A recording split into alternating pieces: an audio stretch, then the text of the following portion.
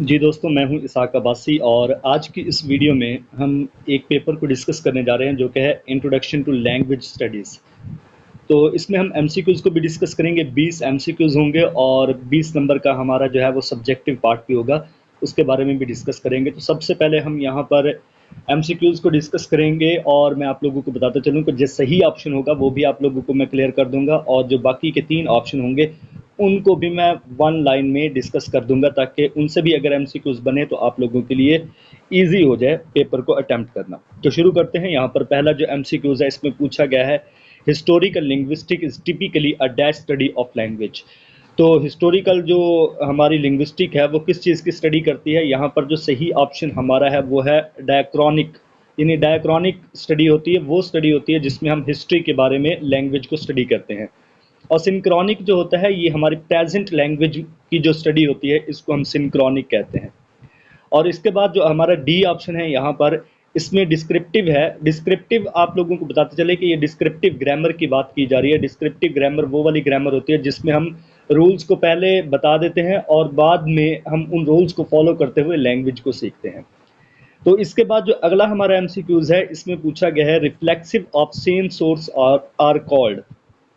किसी भी लैंग्वेज की जो सेम सोर्स होती है, जहाँ से लैंग्वेज निकाली जा रही होती है, उस सोर्स को क्या कहा जाता है? तो सही ऑप्शन यहाँ पर है कॉग्नेट। तो कॉग्नेट हमारा बिल्कुल सही ऑप्शन है। इसके अलावा जो है वो हमारे पास दो यहाँ पर इम्पॉर्टेंट और भी ऑप्शन दिए हुए हैं जिनसे आपके एमसीक्यूज बन सकते हैं। पहला है किनिंग्स और दूसरा है इन हॉर्न्स। तो ये दोनों जो हैं ये ओल्ड इंग्लिश जो लिटरेचर लिखा जाता था, किनिंग और इन हॉर्न्स जो है, इसको हम मेटाफर के तौर पर ये as a devices, literary devices use होती थी, ठीक है ना। तो इसके बाद जो हमारा अगला एमसीक्यूज है इसमें पूछा गया, the common source of all language in a given language family is known as. जो कॉमन सोर्स होती है जहाँ से तमाम लैंग्वेज निकल रही होती हैं, उस सोर्स को क्या कहा जाता है? तो उस सोर्स को जनाब हम प्रोटो लैंग्वेज कहते हैं, ठीक है ना। मदर लैंग्वेज के बारे में आप जानते हैं कि मदर लैंग्वेज वो लैंग्वेज होती है जो आपकी नेटिव लैंग्वेज हो। तो इसके बाद जो है वो हमारा नेक्स्ट एमसीक्यूज है, इसमें पूछा गया है, the poem Beowulf has been famous for kennings alliteration both a and b या पर्सोनिफिकेशन। तो सही ऑप्शन यहाँ पर हमारा जो है वो बोथ ए एंड बी वाला सही है, क्योंकि हमें ब्यूवुल्फ जो पोएम है इसमें हमें किनिंग्स भी मिलता है और एलिट्रेशन भी मिलता है। किनिंग्स के बारे में मैं आपको ऑलरेडी बता चुका हूँ कि किनिंग एक पुरानी जो हमारी इंग्लिश लैंग्वेज स्टडी होती थी वहाँ पर एज अ मेटाफर के तौर पर यूज़ होता था। और एलिट्रेशन जो होता है ये रेपिटेशन ऑफ कॉन्सोनेंट साउंड जो होती है, इसको हम एलिट्रेशन बोलते हैं। पर्सोनिफिकेशन के बारे में आप लोग जानते हैं कि जो हम ह्यूमन क्वालिटीज़ जो होती हैं जब हम नॉन ह्यूमंस को दे दें तो इसको हम पर्सोनिफिकेशन कहते हैं। अगला जो हमारे पास यहाँ पर एमसीक्यूज है इसमें पूछा गया है, in old English the dialect dash was spoken in the north of England. England के नॉर्थ में ओल्ड इंग्लिश में कौन सा डायलेक्ट बोला जाता था? तो नॉर्थ एम्ब्रियन जो डायलेक्ट था वो नॉर्थ ऑफ इंग्लैंड में बोला जाता था। अमेरिकन जो डायलेक्ट था वो मिडल इंग्लैंड में बोला जाता था। वेस्ट सेक्सन जो था वो सेक्सॉन का एक इलाका था, वहाँ पर ये वाली लैंग्वेज बोली जाती थी, यानी डायलेक्ट बोला जाता था। तो इसमें हमारा जो सही ऑप्शन है वो है नॉर्थ एम्ब्रियन। तो अगला जो हमारे पास एमसीक्यूज है इसमें पूछा गया है, English French Punjabi decent from proto language called. जो प्रोटो लैंग्वेज है इंग्लिश की, पंजाबी की और फ्रेंच की, इसको हम क्या कहते हैं? तो इसको हम इंडो यूरोपियन कहते हैं, ठीक है ना। तो ये आप लोगों ने याद रखना है। तो इसके बाद जो हमारा अगला एमसीक्यूज है इसमें पूछा गया है, dash is considered the most famous work of middle English. Middle English के बारे में बताया जाए, 1066 से लेकर हमारा जो 1500 सदी तक जो दुरानिया है, इस एज को मिडल इंग्लिश बोला जाता है। तो इसमें जो सबसे मोस्ट इम्पॉर्टेंट वर्क था वो था कंट्रीब्यूटर्स, ठीक है ना। तो ये वाला हमारा मोस्ट इम्पॉर्टेंट वर्क है। और इसके साथ ही एक और भी वर्क है, पियर्स प्लोमैन, जो कि इसके जो हमारे जॉफरी चौसर राइटर थे, इनके साथ ही एक और राइटर थे, उन्होंने लिखा था, ठीक है ना।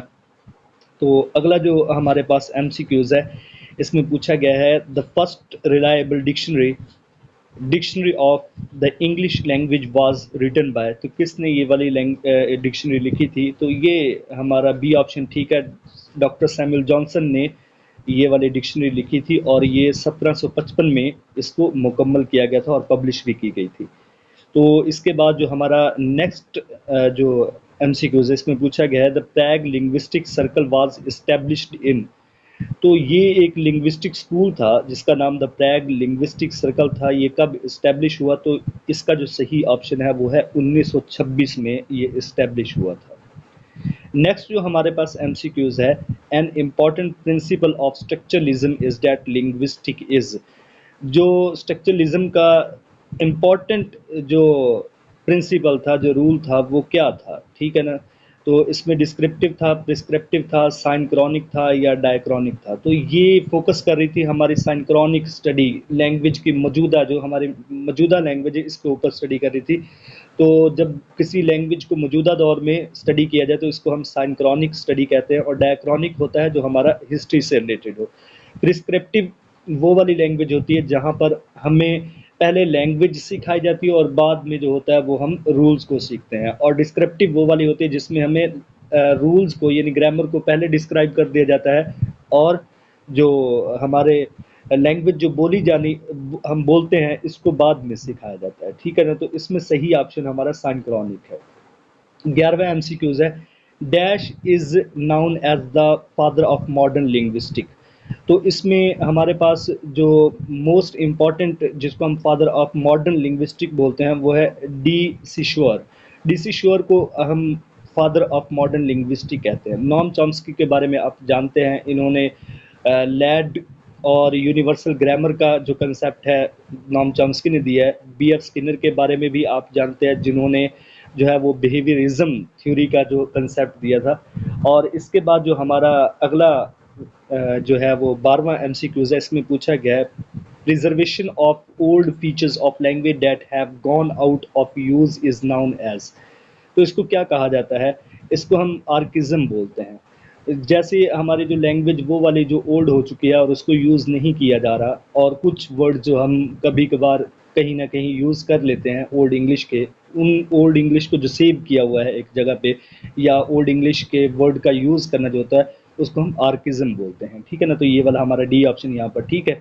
तो 13वां जो हमारे पास एमसीक्यूज है, dash is a variety of language that develop from a pigeon, उस वैरायटी ऑफ लैंग्वेज को क्या कहा जाता है जो पिजन से डेवलप होती है?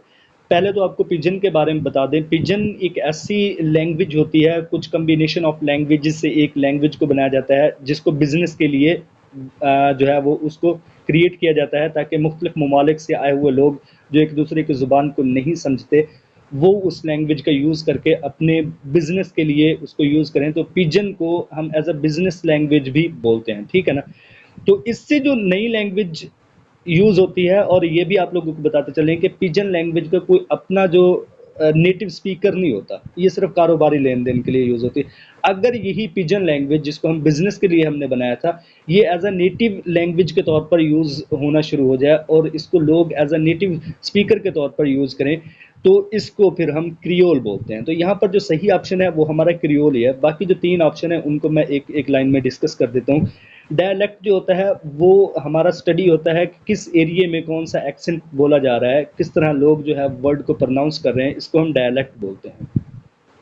आइडियोलेक्ट जो होता है वो हर इंसान का अपना पर्सनल एक्सेंट होता है किसी भी लैंग्वेज को बोलने का। जैसे मैं बोल रहा हूँ तो मेरा एक अपना ज़ाती पर्सनल एक्सेंट है, तो मेरे इस पर्सनल एक्सेंट को आइडियोलेक्ट कहा जाता है। जार्गन जो होता है ये किसी भी जो स्पेशल कोई स्टडी होती है ना, जिस तरह लॉयर की स्टडी होगी, जजेस की स्टडी होगी और मेडिसिन की स्टडी होगी, इससे रिलेटेड जो वोकेबलरी होती है ना, स्पेशल वोकेबलरी, इसको हम जार्गन बोलते हैं।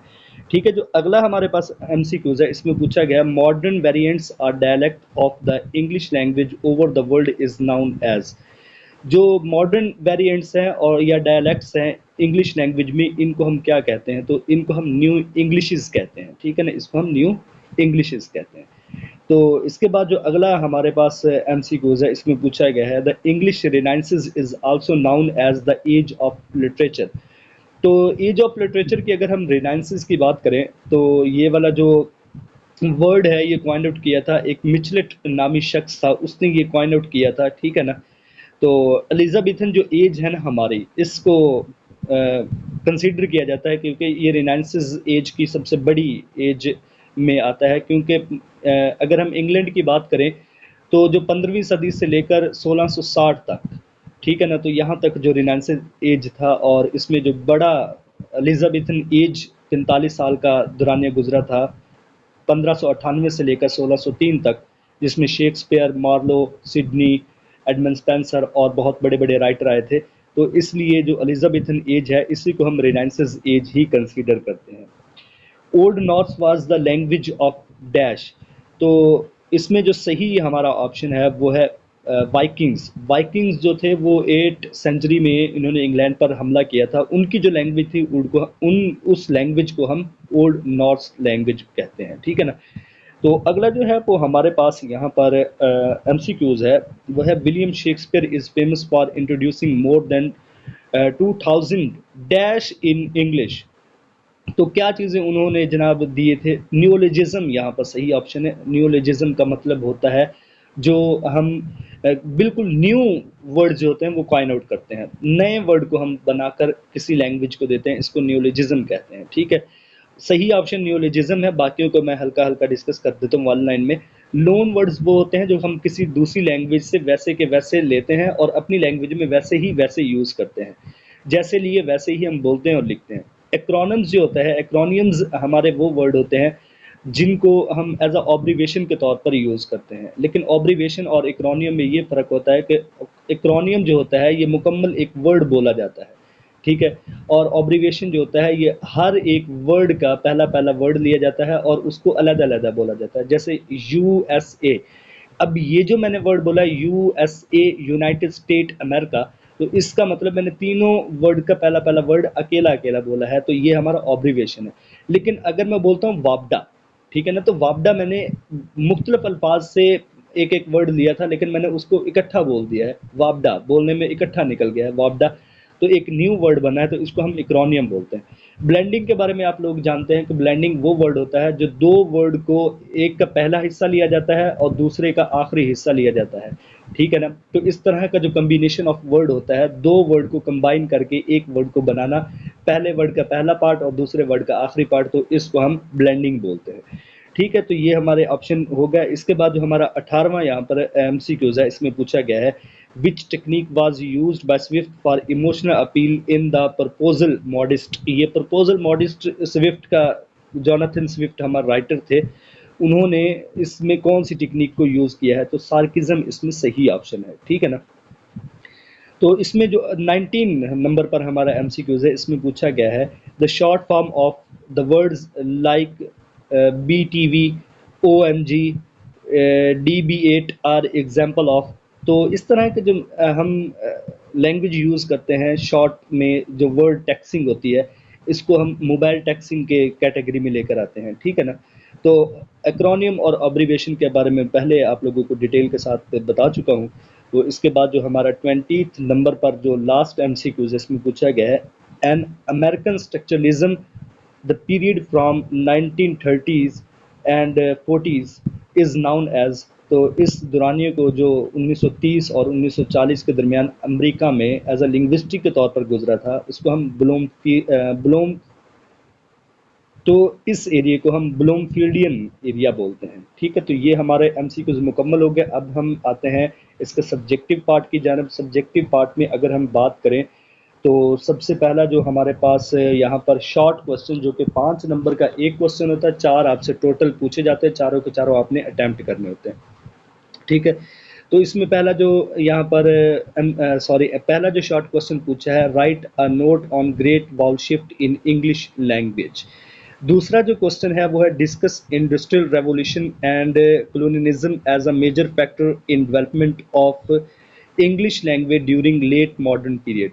तो तीसरा यहाँ पर हमारे पास जो हमारा शॉर्ट क्वेश्चन है, इसमें पूछा गया है explain the term Americanism, point out any 3 points of different between British and American English.